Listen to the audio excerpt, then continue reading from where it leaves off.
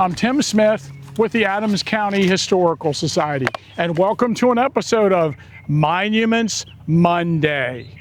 And today, I thought we'd talk a little bit about the 82nd Illinois Infantry.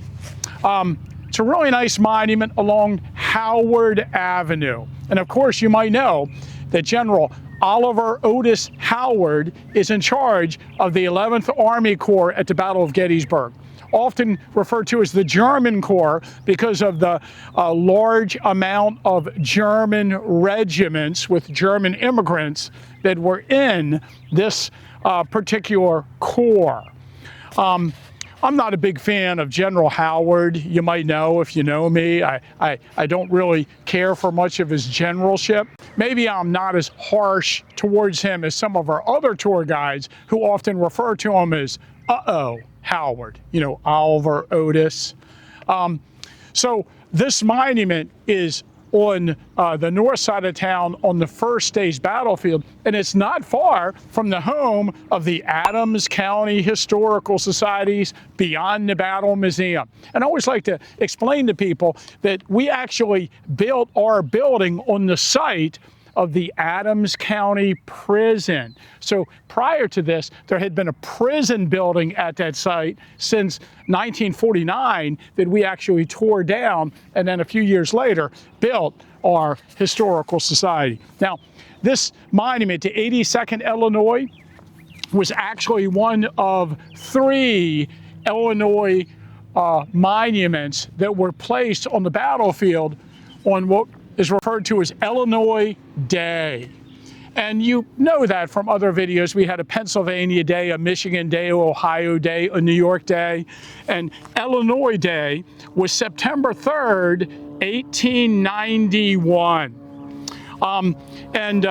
A party from Illinois came out. They actually had pushed back the exercises today afternoon because they were waiting for a party of Illinois veterans that were coming from Washington, D.C.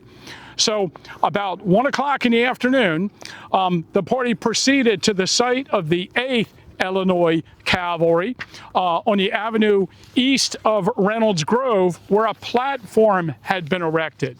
The opening address was by ex-Governor John Beveridge. So he had been the major of the 8th Illinois and later became the governor of Illinois.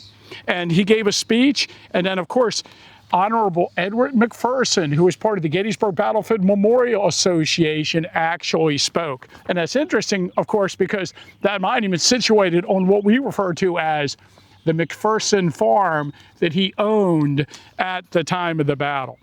The procession then moved to the site of the 12th Illinois Cavalry, and a couple of the officers spoke. And then they came out here to the 82nd Infantry on Howard Avenue, not far from the Carlisle Road. Now, couple things.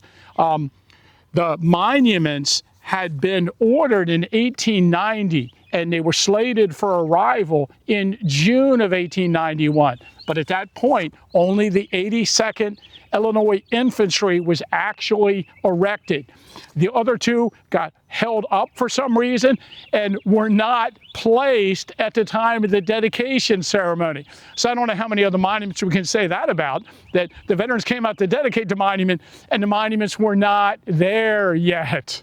And so they were dedicated without the monuments being placed, and they ended up being placed a few weeks later. So here at the 82nd Illinois Monument, Captain Joseph B. Greenhut and Jacob Gross represented their comrades with appropriate remarks. The monument is a granite statue representing a mini ball. It says specifically, it might not look much like a mini ball, but it's a mini ball, and with appropriate inscriptions on the monument. Now, A couple interesting things about the 82nd Illinois. Of course, they were part of the 11th Army Corps, and on the first day of the battle were in position at this location and were driven through the town. They had something like 340 men, and they suffered about 110 casualties. Most of those men captured as the unit retreated back through the town on July 1st. On the second and third day of the battle, they took position on Cemetery Hill. This is a mostly German unit. Company C was mostly Jewish from Chicago, and the colonel of the unit, Edward Solomon, was a lawyer who had moved to Chicago from Prussia. And if I'm not mistaken, Colonel Edward Solomon is the highest ranking Jewish officer at the Battle of Gettysburg. Now I should mention, Company I of this regiment was from Scandinavia.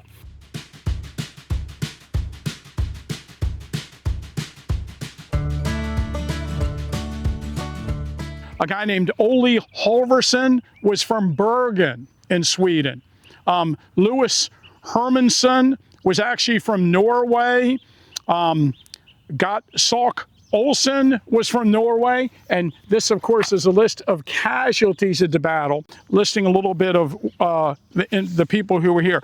Two of the men captured in this unit from Denmark were actually killed or died of disease at Andersonville Prison in Georgia.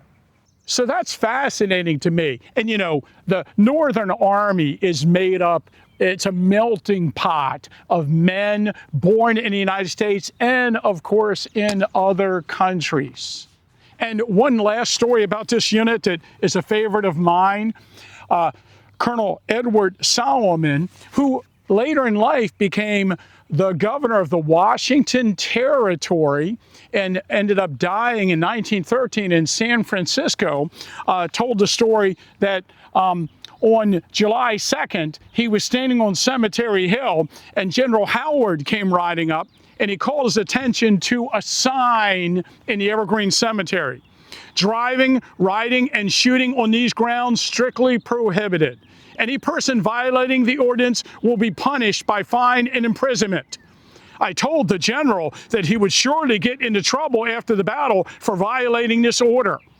While the general was reading it, a shell struck the board and knocked it into 1,000 pieces. Well, said the general, the ordinance is rescinded. I think the shooting can go on. And that's one of the greatest versions of the supposed sign that was in Evergreen Cemetery at the battle.